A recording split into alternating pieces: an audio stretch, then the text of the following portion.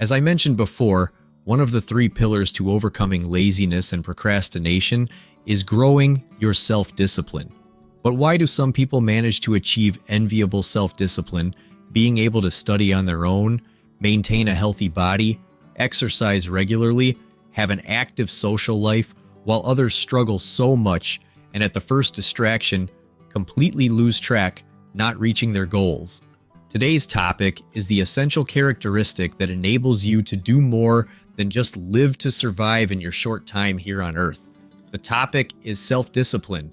And when we start talking about discipline, many people want to bring up the evolutionary explanation that we are made to be lazy.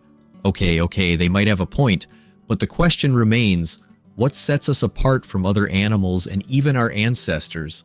The big difference is that we can go against our most primitive instincts. You can indeed use the most important tool in your body, which is your brain.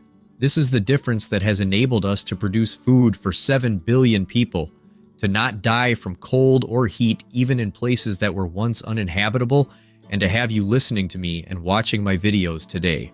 What made the difference was the discipline of thousands and thousands of people who shaped the world as it is today. And that allows us to choose to strive to achieve our goals and aspirations instead of letting ourselves be led by our short-term desires, whether it's a bed, fast food, or a TV show. It is with self-discipline, gradually built, that you can achieve your goals. Imagine you want to focus on what is really important in your life, but all your friends are talking around you, your favorite show is on TV, and you keep getting notifications every minute on your phone. Now tell me, what would happen to you? No matter how disciplined you are, if you're in an environment filled with things that offer short-term rewards, it's not hard to imagine what your brain will choose. To discipline yourself enough, the first and most obvious action, which many people insist on not doing, is to create a barrier of protection. What you need to do is avoid distractions. Lock yourself in a quiet place, go to your local library, or any other place that keeps you away from all your distractions. Another common mistake is wanting to have all the discipline in the world in a single day. We plan to do dozens of things during the day, but we forget a simple fact.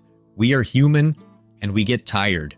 If you don't take this into account when planning your activities, first, you won't be able to do everything because your efficiency will drop. Then, you will feel bad for not being able to do what should have been done, and even so, you didn't use your time well. To solve this problem, it is essential to schedule breaks and rewards between your activities. You can set breaks every 30 minutes to do something relaxing, or stop and reward yourself in some way whenever you reach a goal. Choose what works best for you, but please don't try to be a machine. No one can. Speaking of getting tired, we have a big problem when we end our most extended period of rest. Tell me, what is the first thing you do when you wake up? If it's picking up your phone and reading all the messages, or responding to your emails, or checking the news, or even checking what happened in other people's lives, you're doing it all wrong. Is it serious that you wake up every day and the first thing you do is respond to others, respond to your messages, your emails, and their needs, worrying about everything around you, putting yourself second? Have you realized that what you're doing is caring so much about others that you end up forgetting about yourself? Now imagine the difference in your life if you worry first about what you need to do instead of worrying about the rest of the world. If you want to be healthy, you'll be able to prepare your food first thing in the morning.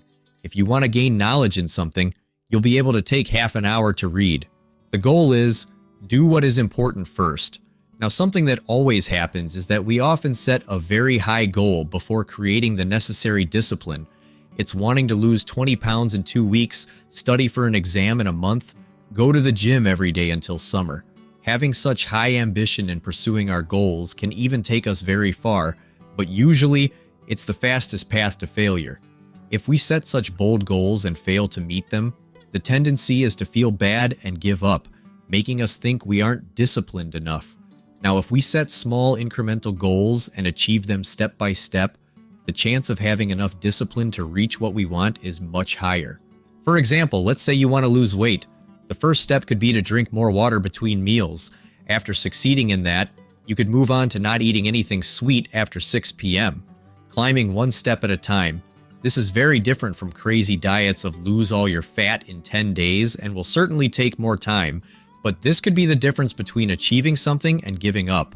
Start slow and keep increasing, and by doing this gradually, you may notice that your goals become easier to achieve. In other words, you won't need that enormous willpower to do what needs to be done. It will become natural, and you'll be able to do it every day. The secret here is that over time, you'll be creating new habits, which are better explained in the video I made about the book, The Power of Habit. The key here is to be consistent. Be consistent enough to practice your self-discipline daily instead of just a few days a week. If you want to be healthy, do some physical activity every day. If you want to get better at cooking, practice a different recipe every day. And you know what's amazing? With every small step you take, with every small victory you achieve, your confidence grows, your motivation strengthens, and the impossible starts to seem possible. You begin to realize that you're not just living, but living with purpose, with determination, with passion. Think of all the great dreams you have, that dream vacation, that healthy and strong body, that knowledge you've always wanted to acquire, those skills you've always wanted to develop. All of this is within your reach. All of this is possible when you decide to commit to your own self-discipline. The journey to self-discipline is not easy. There will be days when you feel tired, unmotivated, tempted to give up, but it's on those days that you need to remember why you started. Remember your dreams, your aspirations, everything you can achieve if you stay on course. A powerful technique that can help you is visualization. Before going to sleep, close your eyes and visualize your goals being achieved. Imagine yourself living the life you desire, feeling the satisfaction and joy of having made it. This practice not only reinforces your motivation, but also trains your mind to believe that these goals are truly possible. These were the actions for growing self-discipline in your life. And notice that I used the word action, meaning it's not enough to just watch videos about discipline. What you need is to act. Discipline is the bridge between your goals and their achievement. The question remains, do you really want to build this bridge? Remember, you have the power within you. You are capable of overcoming any challenge and achieving any goal. So don't wait any longer.